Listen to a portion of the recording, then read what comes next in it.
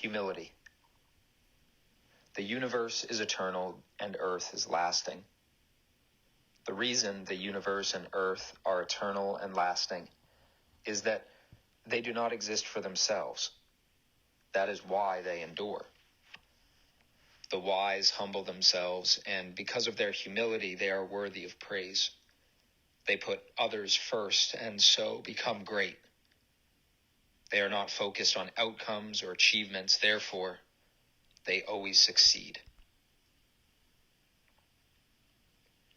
On its face, this seems like a weird thing for a capitalist to be talking about or relating to, the idea of not putting oneself first. It's such a common trope, right? That we hear about capitalism strictly being this rugged individualism in which there is a refusal to ask for help. There is this vision of someone living in the woods by themselves, perhaps with a beard and an axe and rather gruff around the edges, right? Ron Swanson has placed somewhat of a vision of what it means to have liberty-minded thought, to be a capitalist, to experience and love free markets.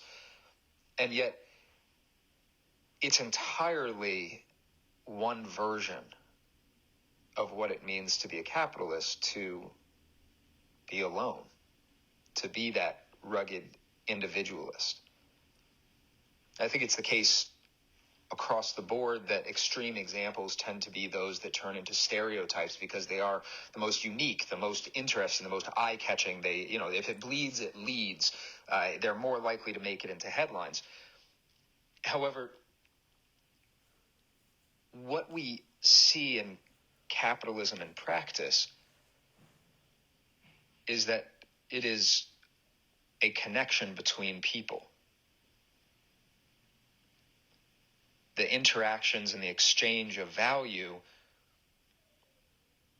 is oftentimes putting other people first, acting on behalf of others. And this could be as remote as a coworker or a stranger on the street. It's fascinating to see instances where people give freely in charity. They give money, they give time, they give food. And it shouldn't be misunderstood that they're getting nothing in return. That's simply not the case. They're simply getting a different kind of value, whether that's for some social capital, they're enjoying their time with others, or that warm, fuzzy feeling. That is something that is incredibly important. To feel like you did something good for others is actually an exchange of value. And it's curious when there are barriers put up to that. Those are anti-capitalist moves to, for example, prevent someone from giving food to the homeless, providing shelter. And yet when we look at the most egregious examples of mistreatment of vulnerable people, it's done under the color of the law.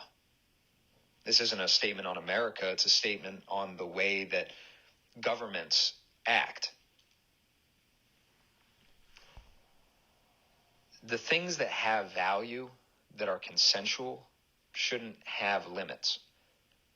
It's worth asking the question of, what does it mean to be held accountable? What does it mean for there to be justice, for justice to be had in different kinds of systems? What does it mean to be great at accountability? The wise humble themselves, and because of their humility, they're worthy of praise. They put others first and so become great.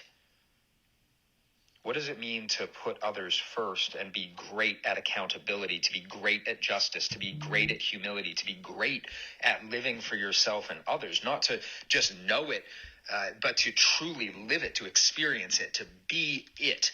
To know and not to do is not to know. In both capitalism and Taoism, greatness in service of others means giving them the space to discover what they value, and also to go forth and live, to pursue that life, liberty, the pursuit of happiness, whatever value they find to be true.